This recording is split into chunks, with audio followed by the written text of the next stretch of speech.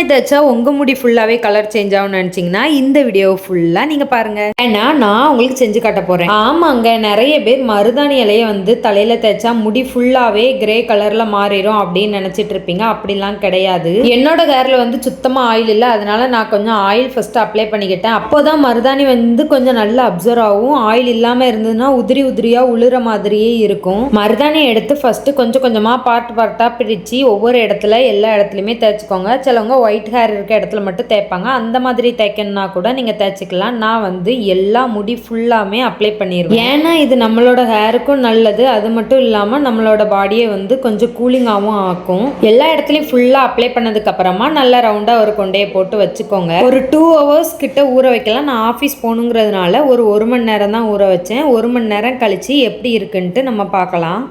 1 hour later. 1 மணி நேரம் கழிச்சு எனக்கு இவ்வளோதான் காஞ்சிருக்குது. ஆனால் 2 மணி நேரம் வச்சிங்கன்னா நல்லா காஞ்சிரும். குளிச்சதுக்கப்புறம் எப்படி இருக்குன்னு பாருங்கள். ஒயிட் ஹேர் மட்டும்தான் எனக்கு கிரே கலரில் மாறி இருக்கும். மித்தபடி பிளாக் ஹேர் எல்லாமே பிளாக்காக தான் இருக்கும். அது வந்து சிவப்பு கலரில் மாறவே மாறாது. ஹேர் டே அடிக்கிறதுனால நம்மளோட பாடிக்கு தான் ரொம்ப கெடுதல். மெயினாக கண்ணுக்கு பாதிப்பு. அதுக்காக நீங்கள் வந்து இந்த மாதிரி மருதாணி இலையை தேய்ச்சிக்கிட்டிங்கன்னா ரொம்பவே பெஸ்ட்டாக இருக்கும். ஒயிட் ஹேர் இருக்க நீங்களும் இந்த மாதிரி ட்ரை பண்ணுங்கள். வீடியோ பிடிச்சிருந்தா மறக்காமல் லைக் பண்ணுங்கள். ஓகே மக்களே, பாய். நம்ம அடுத்த வீடியோவில் பார்க்கலாம். டாடா.